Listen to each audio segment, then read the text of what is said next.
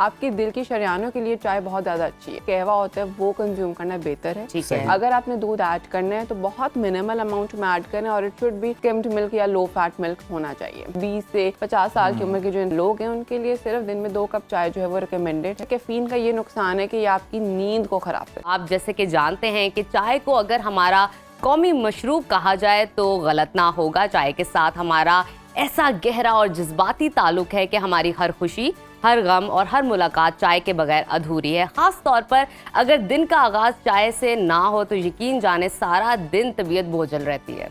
और चाय के हवाले से कुछ इंटरेस्टिंग फैक्ट्स भी हैं और रिसर्च भी जो कि आपके साथ शेयर करते हैं। पाकिस्तानी हर साल तकरीबन 2.5 लाख टन चाय पी जाते हैं और इसके अलावा ऑवर्ड मेडिकल स्कूल में होने वाली एक तहकीक में पता चला है कि चाय में मौजूद एंटीऑक्सीडेंट्स हमारे दिल की सेहत को बेहतर बनाने के साथ साथ वजन को कम करने में भी मददगार साबित हो सकते हैं।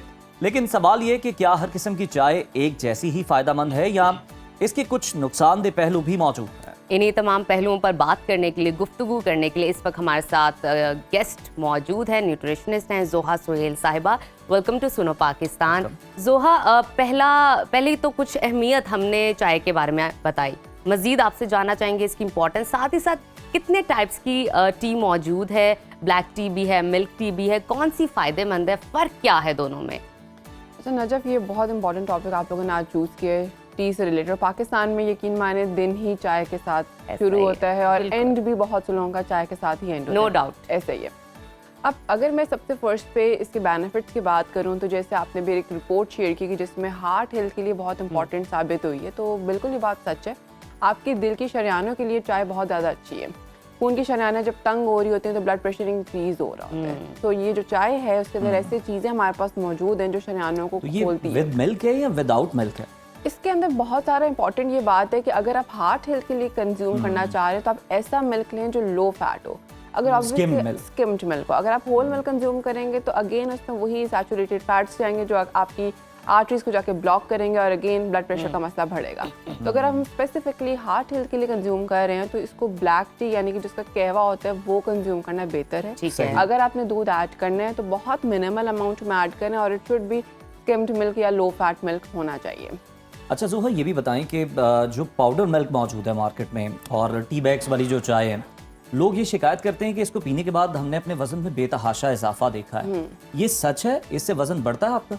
बिल्कुल, ये बात हकीकत है। बहुत सारे हमारे पास ऐसे पाउडर में मिल्क आते हैं जो कि वेट को पुट ऑन करवाते हैं और ये बात बिल्कुल ठीक है। अब मार्केट में आपने बहुत से ऐसी प्रोडक्ट्स भी देखेंगे जो कोट करते हैं कि वी आर लाइट। उसका मतलब ये कि वो लो फैट है। तो अब उसके ऊपर रुझान जा रहा है, लेकिन उससे अभी से कुछ टाइम पहले जो ऑफिसेज में, वर्क प्लेसेस पे जो चाय यूज होती है वो पाउडर्ड मिल्क की ही यूज होती है, जो कन्वीनियंट बहुत ज़्यादा है और उसके अंदर हमारे पास शुगर की अमाउंट बहुत ज़्यादा है क्योंकि उसको प्रिजर्व किया गया होता है। जबकि आप अगर ऑलरेडी वो मिल्क के अंदर भी शुगर होती है, लेकिन उसके बावजूद भी आप शुगर उसके अंदर ऐड कर रहे हैं ताकि वो प्रिजर्व रह सके, वरना आप फ्रेश मिल्क देखें वो एक हफ्ते के बाद एक्सपायर हो जाता है, या वो भी मैंने ज़्यादा बता दिया। अब जैसे कि जोहा, बहुत सारे लोग हैं बहुत शौकीन है चाय के, 4 कप भी पी लेते हैं, 3 कप भी पी लेते हैं। मेरे जैसे तो सुबह का आगाज होता है चाय से, रात का एहतताम भी चाय पे, फिर बीच में मूड बना तो भी चाय, दोस्त आ गया तो भी चाय, हाई टी है तो भी चाय। तो मुझे ये बताइए बेहतरीन क्वांटिटी टी की क्या है और अगर ज़्यादा पी लें तो क्या नुकसानात हो सकते हैं? नजब, ये बहुत इंपॉर्टेंट है कि हम जहाँ पे एक चीज़ का सुनते हैं कि बहुत फ़ायदा, हम समझते हैं कि बहुत कंज्यूम करेंगे तो ज़्यादा फ़ायदा मिलेगा।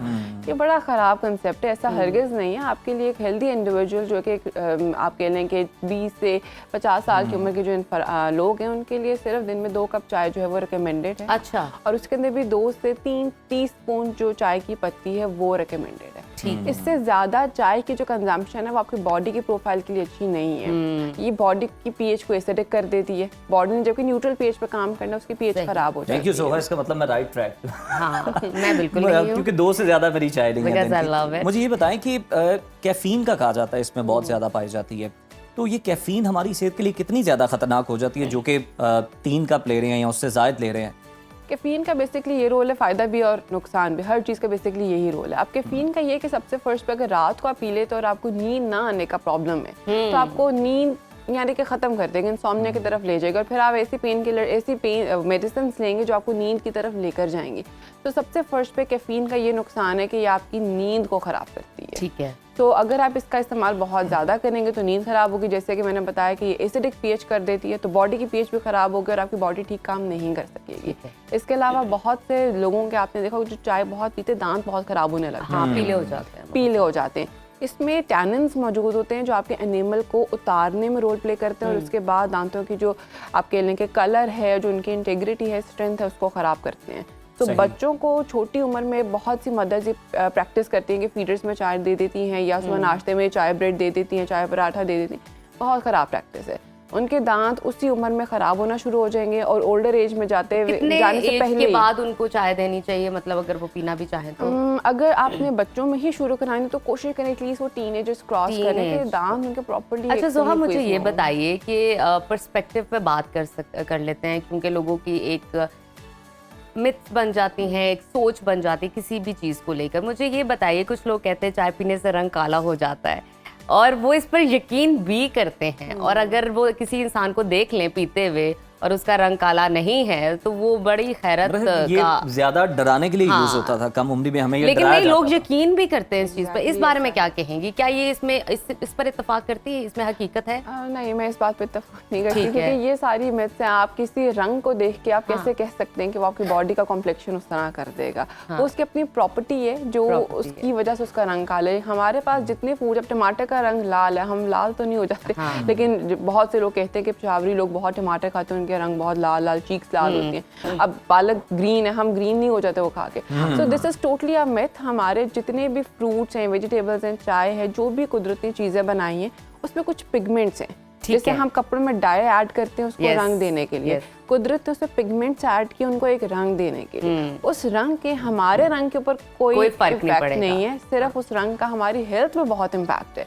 जैसे कि इसका जो कलर ब्लैक टी है वो ऐसे पॉलीफिनोल्स की वजह से जो आपके खून के शरियानों के लिए बहुत अच्छा है, कैंसर के अगेंस्ट लड़ने में बहुत इंपॉर्टेंट है। जो आपकी चाय है, जो ब्लैक टी है बेसिकली, तो जो रंग वाली बात हमने की है उसमें कोई इसका वो अच्छा ज़ोहा, इससे पहले जो हम बात कर रहे थे उसको ज़रा थोड़ा सा मजीद एक्सप्लेन कर देते हैं ऑडियंस के लिए। ये बहुत हमने देखा है कि बहुत कम उम्र बच्चे भी होते हैं, फीडर में डाल के उन्हें चाय दे दी जाती है, जो कि आपने निशानदेही की बिल्कुल दुरुस्त है, हमने देखा है। तो इतनी कम उम्र से आप बच्चे को कैफीन स्टार्ट करवा देते हैं, तो ये फिर ज़्यादा एडिक्टिव होते हैं बड़े होकर चाय के, और इतनी कम उम्र में कैफीन इन पर किस तरह असरअंदाज होती है? कैफीन का इन पर बड़ा बुरा असरअंदाज होता है क्योंकि कैफीन सबसे फर्स्ट पे, जैसे मैंने बताया कि ये आप लोगों को इंसोम्निया की तरफ लेके जाती है। छोटी उम्र में बच्चों की जो नींद है वो खराब होने लग जाएगी, स्लीप साइकिल बहाना ये होता है इनका गला खराब है, इन्हें फ्लू है, तो हमने ये चाय दे दी है। टोटली रॉन्ग है। और इसके अलावा आपकी जो कैफीन है वो आपको बहुत ज़्यादा मेटाबॉलिकली एक्टिव कर देती है। तो बच्चे क्या करते हैं कि वो उतना खाते नहीं है, मेटाबॉलिज्म उतना फास्ट हो जाता है, उसके बाद वजन जो है वो कम होने लग जाता है। बच्चों में आयरन की डेफिशिएंसी जो है वो कैफीन या चाय के साथ बहुत ज़्यादा लिंक्ड है। इसमें टैनिन्स एंड चाय में बेसिकली जो आयरन को एब्जॉर्ब नहीं होने देते और बच्चे पूरा दिन थकावट फील करते हैं, डिजीनेस फील करते हैं, रंग पीला फील हो रहा होता है। उसके पीछे रीज़न क्या है? चाय है। और मदर समझ रही होती है कि मे बी इसकी डाइट जो है वो पूरी नहीं जा रही है और इस वजह से इसको प्रॉब्लम्स आ रहे हैं। हम कॉम्बिनेशंस नहीं देखते कि बच्चों को हम दे क्या रहे हैं, किस चीज़ के साथ क्या दे रहे हैं और ज़रूरत क्या है बेसिकली बच्चों को उस टाइम के लिए। मुझे ज़ोहा ये बताइए एज अ न्यूट्रिशनिस्ट कि चाय को पकाना कितनी देर तक ज़रूरी है? कुछ लोग बहुत ही पका के उसको काली कर देते हैं और फिर नाम दे देते हैं ट्रक टी का, और बहुत सारे लोग एक थोड़ी देर के लिए पकाते हैं तो उसको कहते हैं दूध पत्ती है। कितनी देर तक चाय को पकाना चाहिए जो हमारी हेल्थ के लिए मुनासिब हो?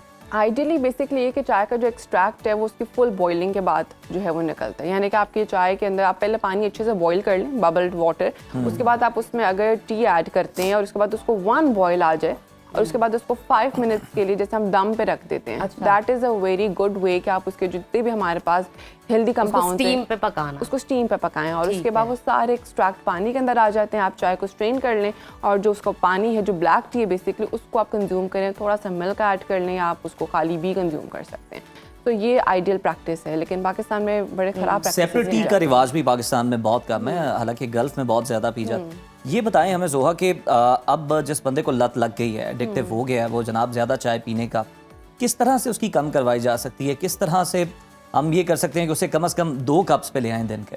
बहुत इंपॉर्टेंट है। मेरे पास अक्सर पेशेंट्स आते हैं, मैं उनकी मॉर्निंग टी बंद करवाना चाहती हूँ। अच्छा, जो खाली पेट वो उठते ही चाय ले लेते हैं? खाली पेट नहीं, जो नाश्ते के साथ चाय लेते हैं, नाश्ते में हम यूजुअली ऐसी चीज़ें ले रहे होते हैं जिसमें बहुत सारी न्यूट्रिएंट्स जा रहे होते हैं बॉडी के अंदर, ठीक है। और चाय क्या करती है, उसमें मौजूदा टैनिन्स उन सब न्यूट्रिएंट्स को ब्लॉक कर देती है, सिर्फ खुद एब्जॉर्ब होती है, बाकी कोई न्यूट्रिएंट एब्जॉर्ब नहीं होता। अच्छा। तो मैं यहाँ पर लोगों को जब सुबह की चाय बंद करवाती हूँ तो वो तो मेरे से जान छुड़वाना चाह रहे होते हैं कि आपने ये कैसे कर दिया।